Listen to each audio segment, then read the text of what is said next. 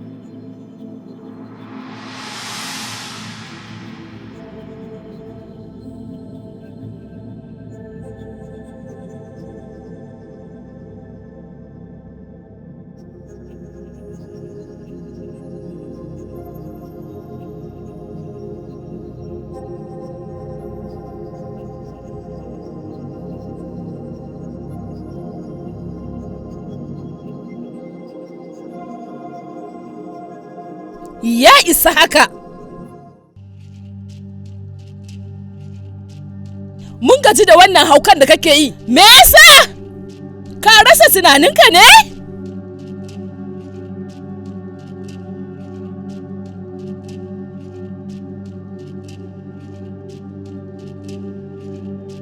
Me kake ƙoƙarin yi haka? Kana ƙoƙarin kashe Dayimma? Kalle ni Ram! Wanne irin fushi kake yi haka Ram? A'a ranasa, kar ka kalli idon wannan matan. Ikon hankalinka na 4 bai zama a ƙarƙashina ba. Idan har kuka haɗa ido da ita, komai zai lalace.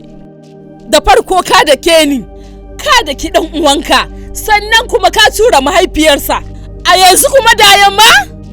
Sai dai kakarka ce kaɗai ta rage ba kai ba. Ita ma ka cutar da ita mana. Kalle ni. Ka kalle ni na ce. A'a ranasa, kada ka kalle ta. Ina Ram mijina yake? Shin anya kai ne Ram? Da muke soyayya da juna a baya? Faɗa min Ram. Kalle cikin ido na Ram. A'a ranasa, kada ka kalle ta. Komai zai lalace min ranasa. Kada ka kalle ta.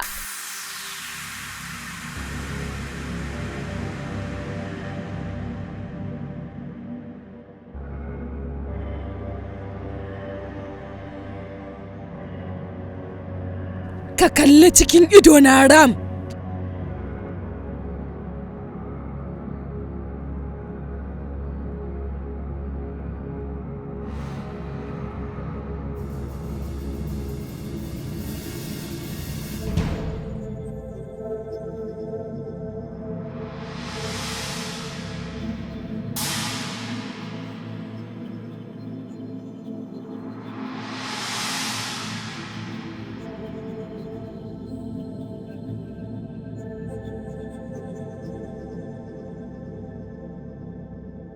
Yarima!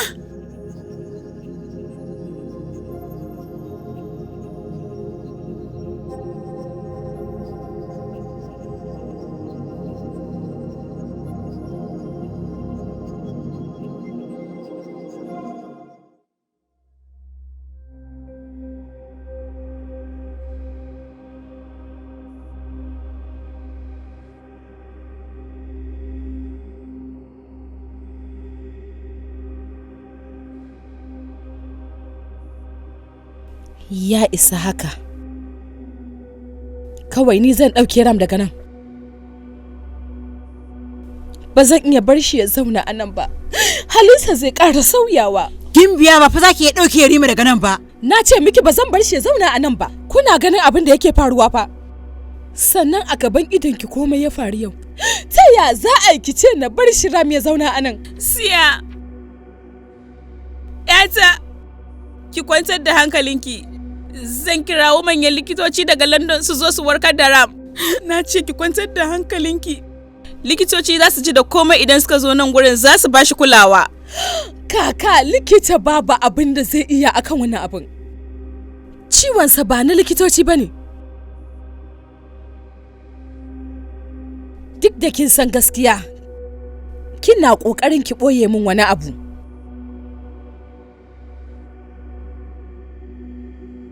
Kaka, kin san cewa jikanki baya iya tsayawa da ƙafarsa? Sannan ya karya duk wata kariya ta addu'a da dai mata. Ram ya kamu da sihiri ne, wani ne yake sarrafa shi. Sannan ba zai kasance yana magana da harshe mai kyau ba. Ya za a ki ƙoƙarin tsayar da ni? Ram ni na sani ba zai taɓa dukan wata mace ba. Saboda me zaki ƙoƙarin dakatar da ni? Har ya fayi ƙoƙarin zai kashe dayan ma.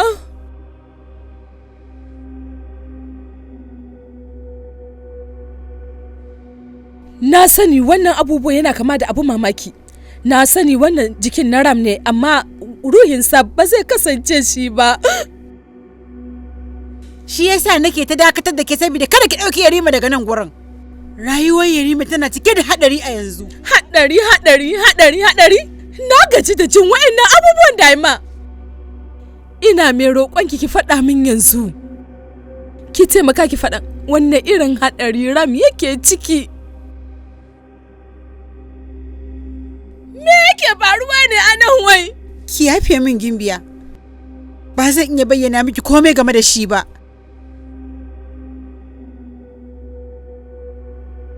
To ki bani mafita akan matsalata. Ba zan iya ci gaba da ganin mijina a wannan halin ba. Na gaji Daima, ki tausaya min, ba zan iya ganin Ram a cikin wannan yanayin ba. Siya, idan har kika ki yarda da abin da ta gaya miki, to waye zai kula da Ram? Kaka, ya za a yi na kula da shi tunda ban san kuskuren da nake aikatawa ba. Saboda ina son sa sosai. Shin wannan laifina ne? Duk wata mata tana ɗaukar alwashi saboda kula da mijinta kawai don kare shi da duk wata cuta da za ta tunkaro shi. Amma a yau na rasa mafita.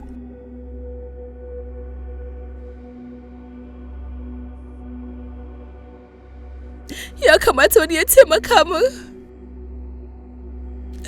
Ina neman mafita saboda rayuwar Ram.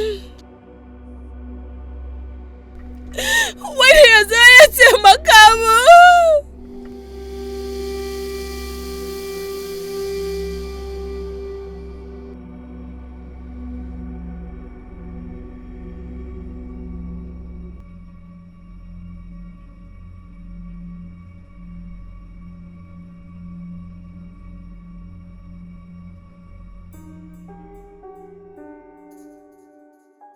Moyini, wannan abun bai yana da wuyan yarda na tsawon shekaru 500 ba kika gina jiran shi. Saki iya rasa rayuwarki akan wannan abun. Mitya, wannan soyayya ta ce ta sihirin buhura. Ba shi ne jin daɗi na wucin gadi ba wanda zai gushe da asuba ba.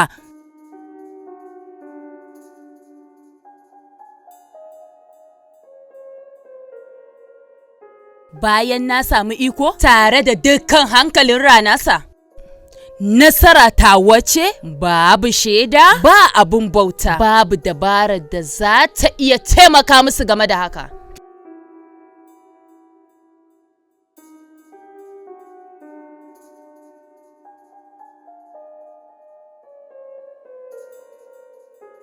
A wannan wasan soyayyar na sha wahala a hannun waɗannan matan banzan. lokaci yayi dole ne ya rabu da waccan matar. Ba zan yadda ta ci gaba da zama da shi ba. Dan ina son na mallaki ranasa har abada ko da zan sa shi a cikin dogon bacci na kwanaki. Ba zan bar wannan nasarar ba. Idanunsa za su kasance a rufe har izuwa ranar makansan karanti.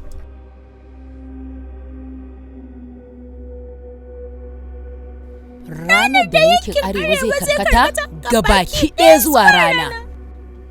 Zan lalata duk wata dabara da duk wani ƙalubale da zan iya fuskanta.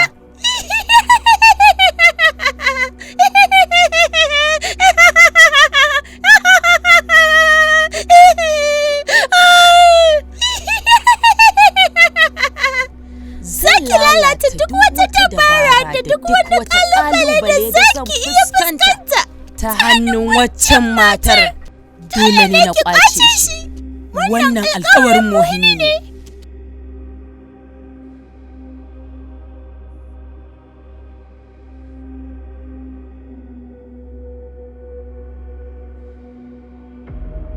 Shin akwai wanda zai iya taimaka min? Ya ceta min rayuwar Ram?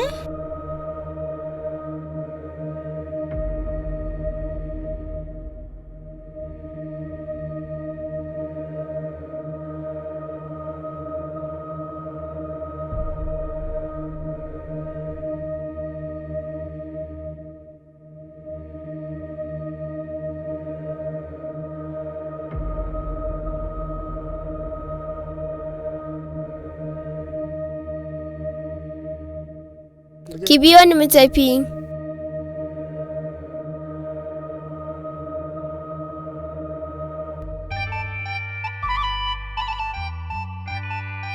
Abar ƙauna? Wace ce ke? Ki dakata a nan. Ya aka kika zo nan gurin? Yarinyata, yaya sunanki?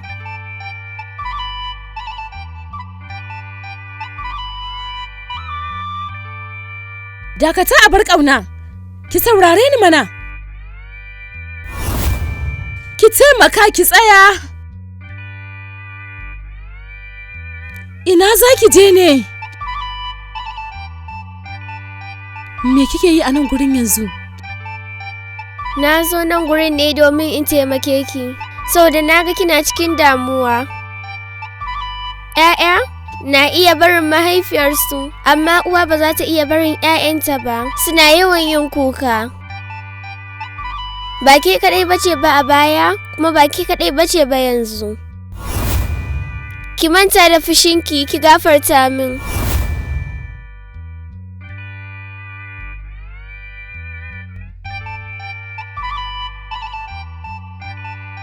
Tsaya a nan gurin, kada ki ji ciwo. Dakata!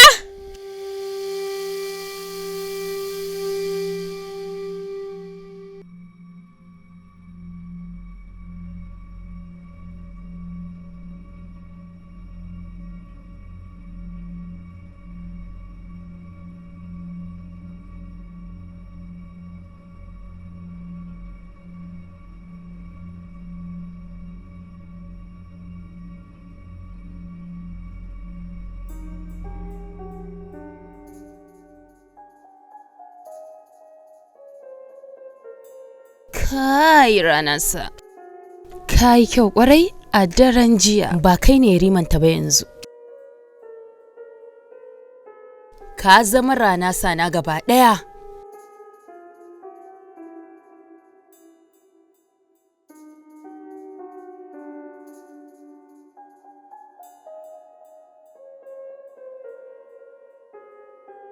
Wacce matar ta aikata babban laifi da har ta ɗauki hannu ta mare ka ranasa. Tabbas dole sai na hukunta ta akan haka. Amma kafin nan, ina so za ka yi min wani abu. Ba za ka tashi ba har sai na ce maka ka tashi.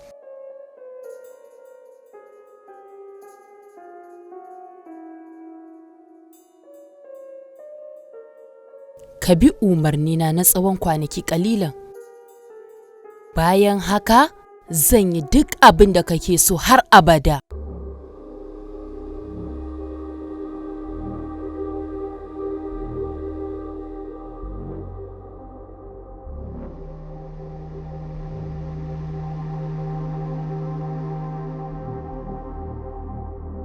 Ke mai aiki ce.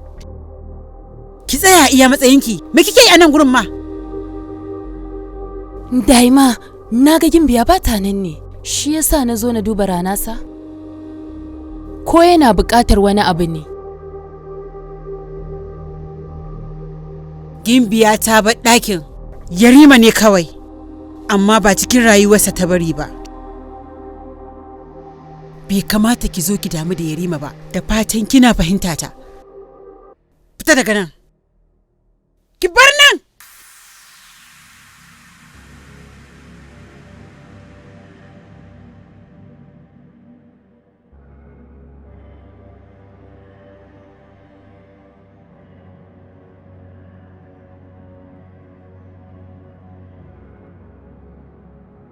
Me yasa tsohuwar nan ta kawo babban malamin nan har cikin ɗakin Yarima? Me take shirin aikatawa ne yanzu?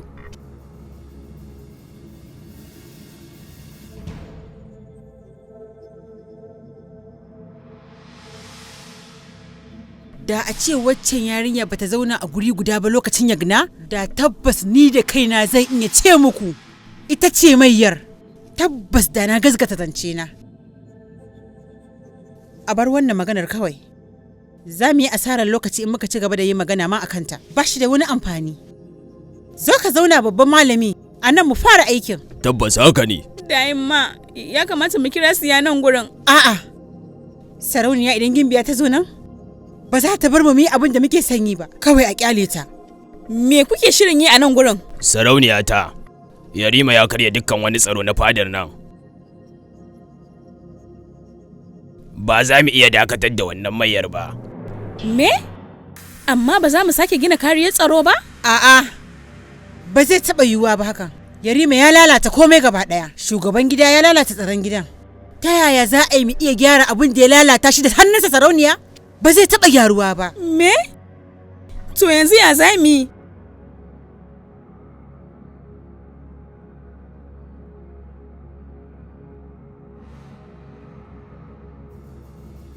Wannan tokar mai tsarki an samo ta ne daga basma'arti, yana da matuƙar ƙarfi.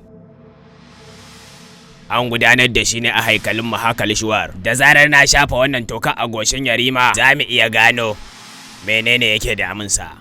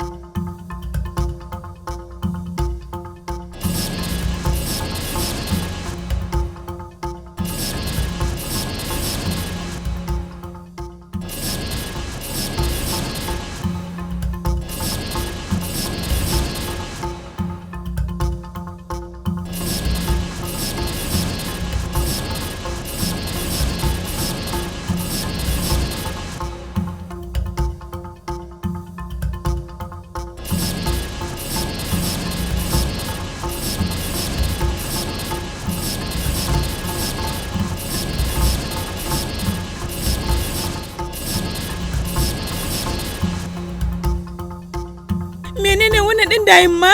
Mayya ta sami ikon rinjaye guda 4 daga cikin jinin Yarima. Rinjayen ɗanɗano, rinjayen taɓa shi, rinjayen ƙanshinsa, da kuma rinjayen jinsa. Mayya ta sami ikon da ji dukkan abubuwan nan nasa guda 4.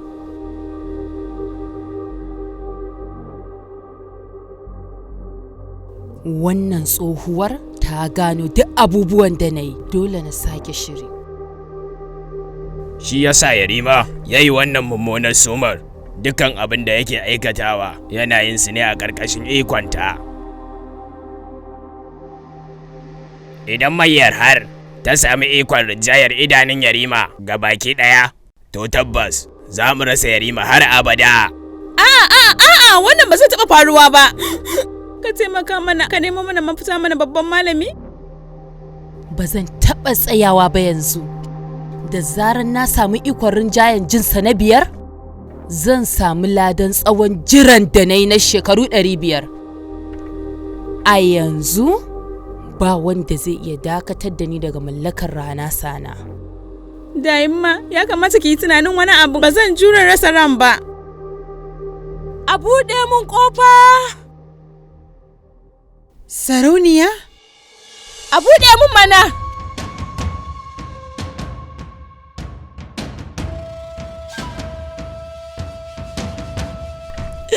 Har wanne lokaci za ki ɗauka wajen rufe waɗannan ƙofofin?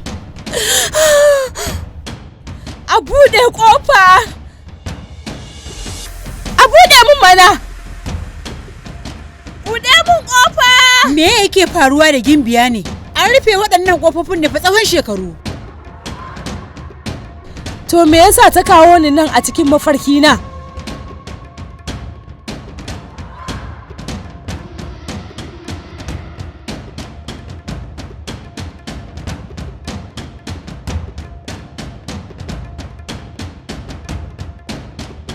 Ta kawo ni daidai wannan ƙofar, sannan ta shiga ciki. Amma a maganar gaskiya, ƙofar na a rufe take. Me hakan yake nufi Dayimma? An rufe wannan ƙofar ne tsawon shekaru Gimbiya. Mun gwada yin komai amma ta daina kulawa da ciwon bayinta. Muna jin ciwo sosai na rashin bayyanarta. Abubuwa yanzu za su canja Dayimma. Ba zan taɓa yin shiru ba yayin da muke fama da wannan matsalolin ba. Na kasance a koyaushe a kan hanyar da ta nuna min Dayimma. Ta nuna min cewa aikata abu mai kyau yana gaba da komai. Bai kamata mutane su ringa yin magana ba kawai. Ya kamata a ɗauki mataki. Na kasance a ko da yaushe matar kirki ce ni. Na kasance ina son Ram, na so shi har zuciyata gaba ɗaya, kuma na kasance ni ɗin garkuwarsa ce. Amma kuma duk da haka, Ram yana shan wahala. Dole ne sai ta zo ta amsa waɗannan tambayoyin nawa.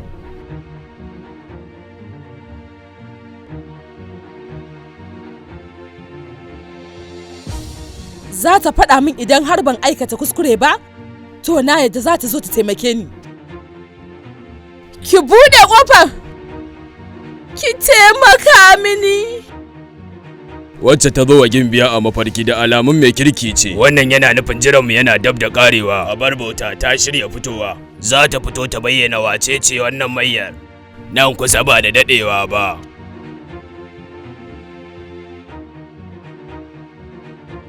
Tunda ita ma daga cikin wannan ƙofar ta ganta.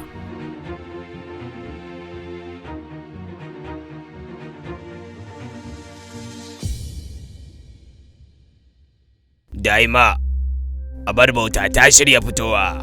A'a, wannan abu ba zai faru ba. Sannan kuma, idan Gimbiya daga bai haramgar ta yi nasarar buɗe ƙofofin haikali bayan wannan tsawon lokaci, to za mu kuɓuta daga la'ananniyar. Amma ta yaya hakan za ta faru? Ka taimaka ka faɗa min. Na san yadda za mu yi.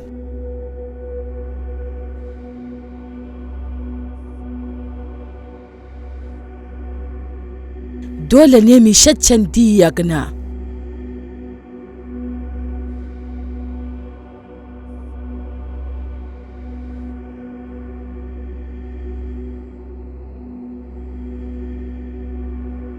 Amma sarauniya, wannan yagnar. Ni 'yarta ce Dayimma. Na san yadda zan faranta mata. Na san duk addu'o'in da za su faranta mata. Wannan abin ya kamata mu yi.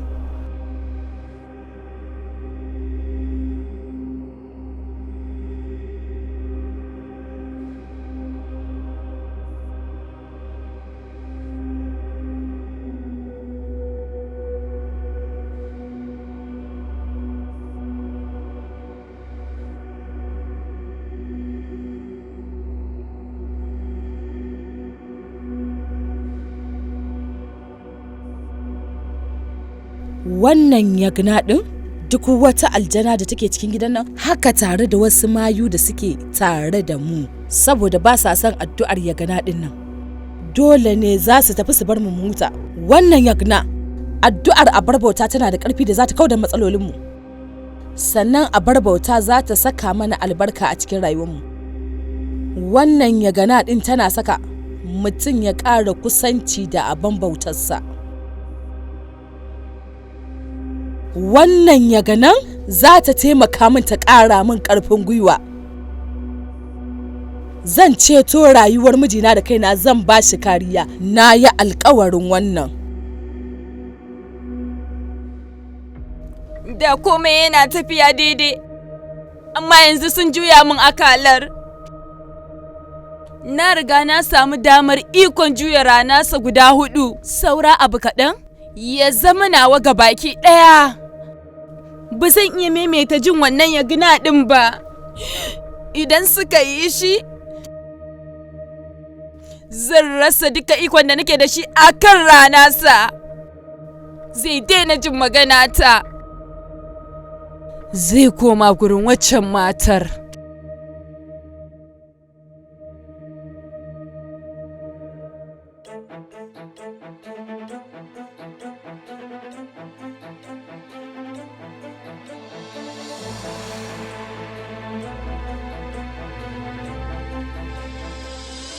Shawara ta karɓi sarauniya ta. Bikin makar sankaranti yana nan bayan kwana 2. A wannan ranar za mu yi shakshandi yagna, kuma za mu yi ƙoƙarin buɗe wannan ƙofa ta haikale. Da addu'ar yagna wannan ƙofar za ta buɗe.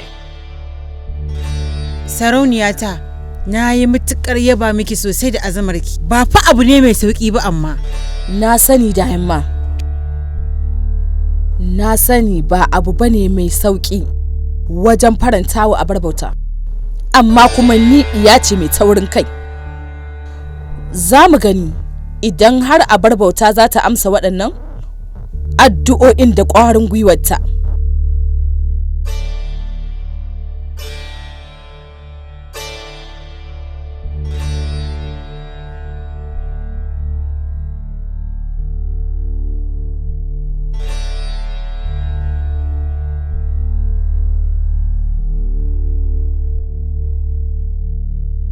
Ni Siyaram Sisodiya, sirika ga dangin Sisodiya, ina mai ɗaukar alkawari wajen kare mijina. Zan yi wannan yagna yadda al'ada ta tsara. Zan yi dukkanin al'ada. Zan tilasta abar bauta wacce na ɗauka tamkar uwa da ta taimake ni.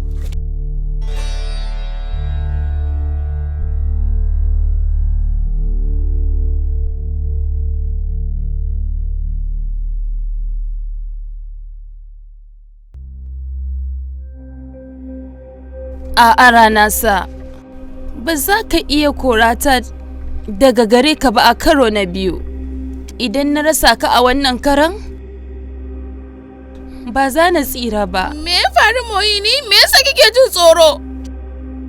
Kin tsira daga yagana a kwanakin baya? Wannan ba yagana mai sauƙi ba ne. Idan wannan yagna ya kammala suka samu nasara, sihirina da maricika za su gagara. Wannan amarya Sahara za ta ɓace?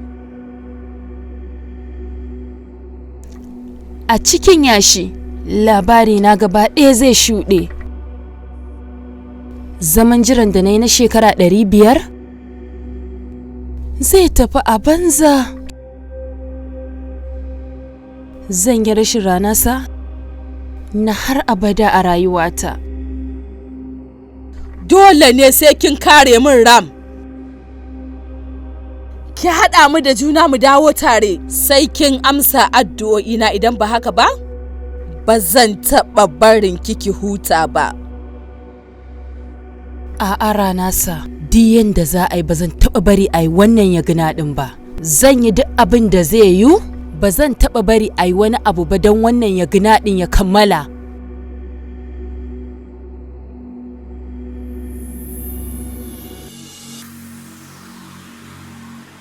Sarauniya, ƙarfin zuciyarki zai ƙara miki ƙwarin gwiwa wajen gudanar da addu'ar yagna. Tunda har zaki gudanar da addu'ar yagna saboda mijinki, al'ada ta farko da za ta kasance suhaktek. Don yin suhaktek dole ne ki gayyaci matan aure guda 9 zuwa gidanki, kuma waɗannan matan guda 9 su ne za su wakilci tsofaffin ababen bautar mu guda 9. Dole ne ki ba su kyauta kuma ki ba su abinci. Za ki yi musu abu domin farantawa. Bayan sun tafi za ki ci ragowar abincinsu daga kowanne faranti da suka ci abincin. Dole ne sai kin ci gabaki ɗaya. Na amince. Wannan tsiya ne. A ci ragowar abincinsu. Idan kika ci ragowar abincin, za ki samu albarkar matan aure guda 9. Ki ɗauki ragowar abincin a matsayin sadaka daga abar bauta. Wannan zai ba da ƙarfin gwiwa ga mijinki, kuma ba za ki taɓa samun wata matsala ba a lokacin gudanar da yagna. Na yadda babban malami.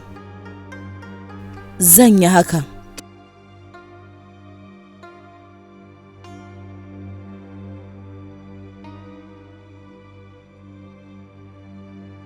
Bari a yanzu in ga yadda wannan matar za ta gudanar da yagna a gabana.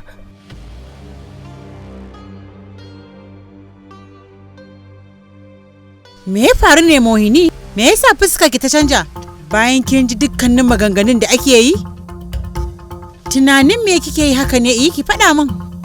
Babu komai daima, bari in je in dafa abinci. Kada ki damu da wannan Mohini.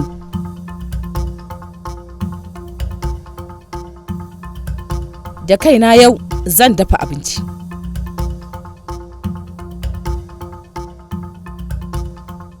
To,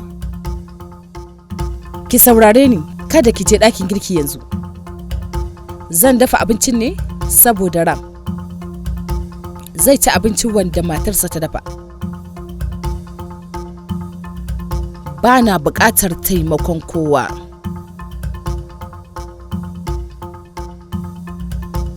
to shikenan sarauniya.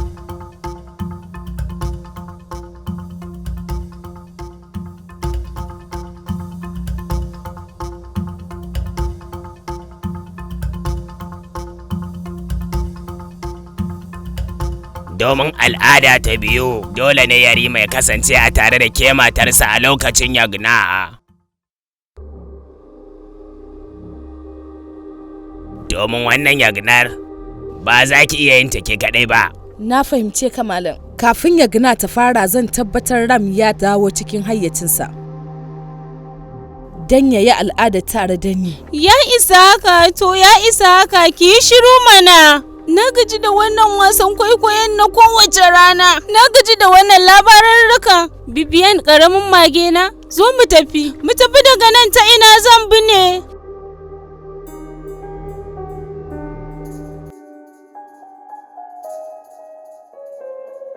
Ki saurare ni wannan matar. Abin da bai faru a tsawon lokaci ba, haka ba zai taɓa faruwa a nan gaba ba. Ba za ki iya bauta a bar bauta ba. Ba za ki taɓa iya karɓar ikon rana sa ba. Kamar yadda aurenku bai kammalu ba, haka wannan yaginin ma ba za ta taɓa kammaluwa ba. Ba za ki taɓa kusantar rana sana ba. Ina kishinsa, ba zan taɓa bari hakan ya faru ba. Sarauniyata, daima ba za mu taɓa ɓoyewa sarauniya gaskiya ba har abada. Za ta yi yagna, saboda haka tana da haƙƙin sanin gaskiya. Ya kamata mu faɗa mata gaskiyar abin da ke faruwa a nan. Wace irin gaskiya za a faɗa babban malami? Sarauniya, jiya kin ce wa Ram yana ɗabi'a irin ta dabba. Kin ce kamar ba shi ba ne. Wannan jikin na Ram ne, amma ba ruhinsa ba ne ba a jiki. Siya, kin yi zargin wani yana juya Ram? Wani ne yake da iko da shi ko? Haka ne. Kin san dalilin da yasa shekarun da suka wuce? Ahali biyu na cikin iyalan Sisodiya ba sa zuwa Baharanga? Me yasa kaka? Domin an rubuta in har suka taka ƙasar nan to za su mutu.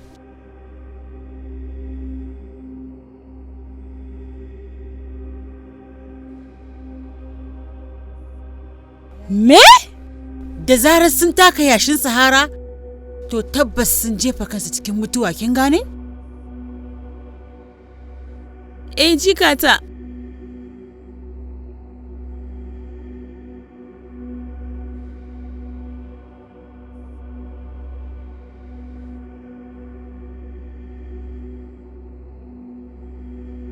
Sarauniya, ba na son na tsoratar da ke, ina so na yi miki gargaɗi ne. Za ki fuskanci mugun ƙarfin waccan mayyar da ta kasance la'ananniya a cikin wannan dangin, kuma tana da ƙarfi ƙwarai da gaske.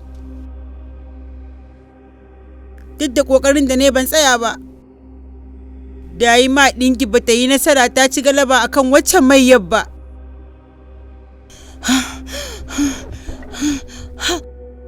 Hakan yana nufin Ram yana cikin haɗari kenan? A lokacin da aka haifi Yarima, dukkanmu mun yi tunanin cewa rayuwar Yarima tana cikin haɗari, ashe kuwa yana cikin haɗarin. Sarauniya ta maganar gaskiya ita ce, a wannan lokacin an sake haifi wani Yariman ne. Rana Banu Partab magajin Sisudiya.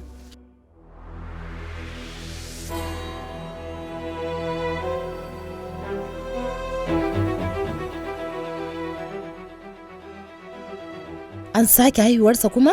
Sarauniya. Kin ga a lokacin da Yarima ya fara buga kayan kiɗa? Ta yaya za a ki iya hana shi? Ke har kin isa? Ki dakatar da ni? Wannan ɗin ba Yarima ba ne, wannan ɗin Rana Banu Partab ne, magajin Sisodiya.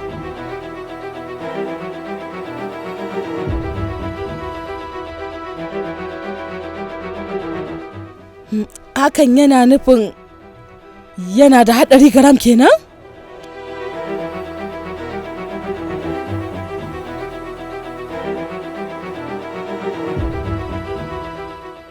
Ko kuma akwai wani abu daban ne? Idan da har na faɗa miki gaskiya to tabbas la'anar za ta bayyana, kuma hakan zai jefa rayuwar Yarima cikin haɗari. Kin ga faɗar bai da wani amfani domin dukkanmu muna cikin haɗari saboda Yarima Ram. Saboda gudun afkuwar mummunan la'ana. Kada ki ce mun komai da yamma, ba na son sanin gaskiya in dai har za ta jefa rayuwar Ram haɗari. Zan yi wannan yagna don ceto rayuwar Ram daga cikin haɗari. Kuma da zarar ya warke tabbas zan tafi da shi daga Baharamga har abada ba zai ƙara dawowa ba. Na yi wannan alƙawarin. Kin yi niyya mai kyau sarauniya, amma ba abu ne mai matuƙar sauƙi ba. Ko da kin samu albarka a bar bauta, ya kamata ki sani cewa kuna fuskantar mummunan la'ana.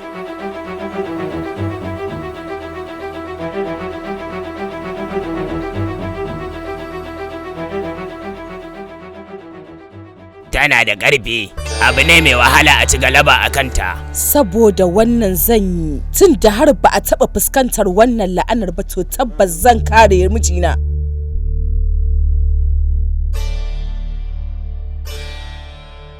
Kamar yadda kike bauta abin bauta da yawa, ba za ki iya taɓa hana ni tafiya da Ranasa ba. Zan kasance tare da Ranasa har abada a rayuwata.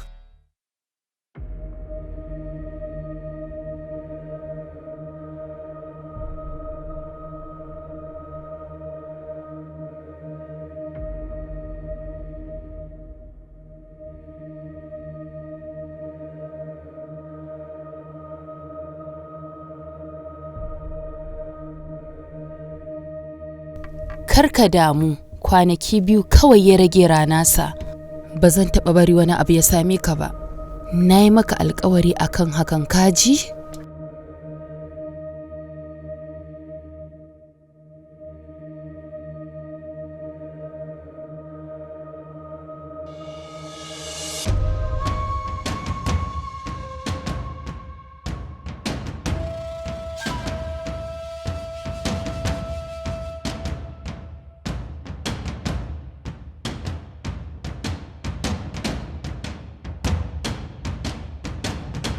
Me ya kawo yashi nan kuma?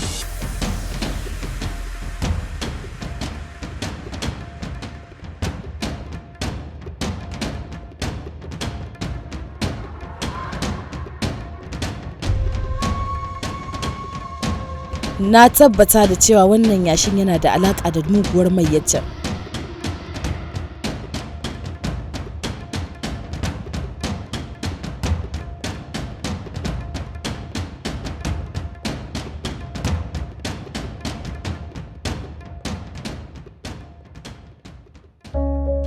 Mun daɗe ba mu kwana haka ba. tsawon lokaci na yi kewar wannan, amma a yau na samu damar da zan rungume ka har in yi bacci a jikinka.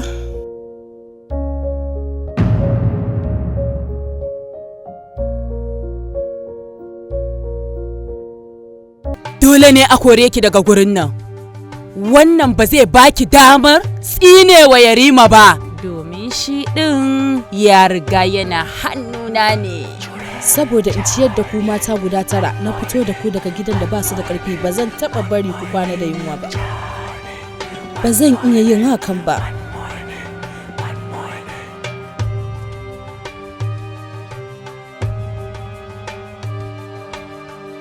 Abin bauta ya kiyaye ki